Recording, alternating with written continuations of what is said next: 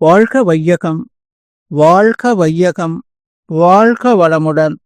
அருளாசன் அருள் தந்தை வேதாத்ரி மகரிஷி அவர்களும் ஒட்டுமொத்த மகான்களும் இறைநிலையும் என்னுள் சூக்குமமாக எழுந்தருளி இன்றைய நாள்காட்டி வரிகளுக்கான கவிவரிகளையும் அதற்கான விளக்கத்தையும் சிறப்பிக்க வேண்டுமாய் சங்கல்பம் மேற்கொள்கிறேன். அனைவரையும் பணிவோடு முதற்கண் வணங்கி ஆரம்பிக்கலாம் என்றிருக்கிறேன். அனைவருக்கும் இனிய காலை வணக்கம். வாழ்க வளமுடன். சுவாமிஜியினுடைய இன்றைய நாள்காட்டி வரிகள்: சினத்தால் எங்கும் ஒரு நன்மையும் வந்ததாக இதுவரை வரலாறு இல்லை என்று சாமிஜி நமக்கு இந்த நாள்காட்டி வரிகள் கொடுத்திருக்காங்க.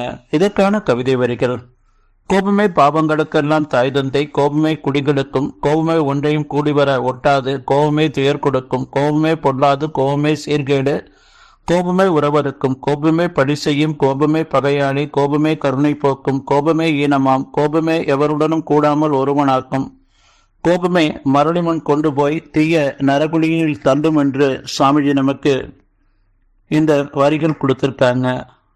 சாமிஜி இன்னொரு பாடல்ல சொல்றாங்க: பிளவுசை சினம், குருதி அழுத்தம், மார்நோய், பித்து, புண், கண்ணோய், தாது மூளை வளமடிவு செய்யும் என்று சாமிஜி இந்த 2 பாடல் கொடுத்திருக்கிறாங்க. நாம சினவயப்படும் போது என்ன நடக்குதுங்கிறத நாம முதல்ல புரிந்து கொள்ளணும்.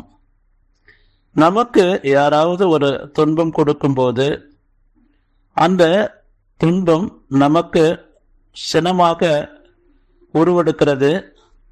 அந்த துன்பத்துக்கு காரணமே நம்முடைய வினை பதிவு தான்.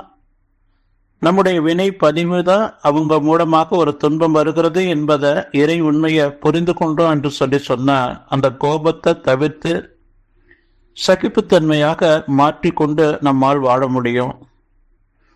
அப்போ அதை புரிந்து கொள்ளாம நாம அவர்கள் மீது கோபப்படும் போது முதல்ல நம்முடைய உடல்ல இருக்கக்கூடிய எல்லா உள்ளுறுப்புகளையும் பாதிக்குது. சாமி சொல்றாங்க: பிளவுசை சினம், குருதி அழுத்தம். நம் உடல்ல இருக்கக்கூடிய இரத்த ஓட்டமானது சீராக ஓடாம, பொதுவா சாமி சொல்லுவாங்க, ஒரு கோப்பை நீர் அதை சூடு பண்ணும் போது 60 கோப்பை நீராவியாக மாறும் அப்படின்னு சொல்லி. அதுபோல நம் உடல்ல இருக்கக்கூடிய 13 யூனிட் பிளட்டு அது சினவயப்படும் பொழுது அந்த கொள்ளளவு அதிகமாகும் போது நம்முடைய இரத்த ஓட்டத்தை பாதிக்கும். நம் உடல்ல இரத்த ஓட்டம் பாதிக்கப்படும் போது டைரக்டா நம்முடைய மார்பை பாதிக்குது. அப்படி பாதிக்க போகும்போது நமக்கு உடல் ஒரு நடுக்க ஏற்படும். உடல்ல அப்படியே ஒரு சூடு ஏற்படும். கண்கள் எல்லாம் சிவக்கும். நமக்கு டிசென்ட்ரி மாதிரி மலச்சிக்கலை ஏற்படுத்தும். கண்ணுல அந்த கோபமானது தாக்கும் போது நம்முடைய கண் பாதிக்கப்படும். மூளை செயல்திறன் அப்படியே கொஞ்சம் கொஞ்சமா குறைஞ்சு நம்முடைய மூளையினுடைய அந்த திறனெல்லாம் கம்ப்ளீட்டா மாற்றி நமக்கு பாதிப்பை உண்டு பண்ணும். முகம் பார்த்தீங்கன்னா விகாரமா இருக்கும், உடல் நடுங்கும். காரணம் என்னன்னா, கோபம் என்பது ஒரு சினவயப்பட்ட நிலையில நம் உடல் கொடூரமாக மாறுது. அப்படி மாறும்போது நம் உடலை விட்டு உயிர் சக்தி அவ்வப்போது வெளியேறி கொண்டே இருக்கும். இன்றைக்கு ஏற்படக்கூடிய அத்தனை துன்பங்களுக்கும் காரணம் மனிதர்கள் அந்த கொடிய விலங்கின குணமான சிரத்தை அவங்க தவிர்த்து வாழாததுதான். சினம் தவிர்த்தல் பயிற்சி சாமிஜி நமக்கு கொடுத்திருக்கிறாங்க.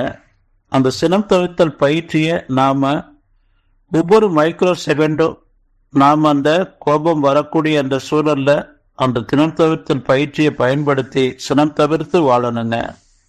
என்னென்ன பாதிப்பு ஏற்படுதுங்கிறத நாம பார்ப்போம். என்ன சொல்றாங்க? அறப்புலிசு சருக்கத்துல அந்த கல்வெட்டுல பதித்திருக்கக்கூடிய அந்த கோபத்துக்கான பாடலையே சாமிஜி நமக்கு கொடுத்திருக்கிறாங்க. கோபமே பாவங்களுக்கெல்லாம் தாய் தந்தை. ஒரு மனிதன் கோபப்படுறான் அப்படின்னு சொன்னா கெட்ட குணங்கள் அத்தனைக்கும் ஒரு தாய் தந்தை மூலமா எப்படி ஒரு குடும்பம் உருவாகுதோ அதுபோல அத்தனை தீய குணங்களுக்கும் அதுதான் தாய் தந்தையாக இருக்கு. குடிகெடுக்குங்கிறாங்க. குடும்பத்துல யாரும் நம்மளை விரும்ப மாட்டாங்க. நாம எவ்வளோ நன்மையாக அந்த குடும்பத்துல இருந்தா கூட அந்த கோபம் என்ற ஒன்று நம்ம குடும்பத்தை விட்டு நம்மளை விலக்கி வைக்கும். உறவினர்களையும் யாரும் நம்ம கூட நெருங்க மாட்டாங்க. அது நமக்கு துயரத்தை கொடுக்கும். நம்முடைய உறவு முறை, குடும்பம் எல்லாருக்கும் பாதிப்பு கொடுக்கும். கோபமே பொல்லாது. ஒருத்தர் கோபம் வரும்போது பார்த்தீங்கன்னா, நான் கோபம் வந்துருச்சுன்னா பொல்லாதவனா மாறிடுவேன் அப்படிங்கிறான். அப்போ அவனுடைய நிலை இழந்து அந்த கொடூரமான ஒரு நிலைக்கு போயிடுவேங்கிறத அவனே சொல்றான். சீர்கேடு உறவுகள், எல்லா உறவுகளையும் அறுக்கும். கோபமே பழி செய்ய தூண்டும். கோபமே பகையாளி. கோபமே இறையொத்த தன்மையான அன்பும் கருணையும் நீக்கி நமக்குள்ள ஒரு கொடூரத்தை ஏற்படுத்தி கொண்டே இருக்கும். அப்பேற்பட்ட அந்த சினத்தை தவிர்த்து வாழணும்னு சொல்லி நன்றியோடு நிறைவு செய்து கொண்ட இன்றைய சிந்தனையை வாழ்க வளமுடன், வாழ்க வளமுடன், வாழ்க வளமுடன்.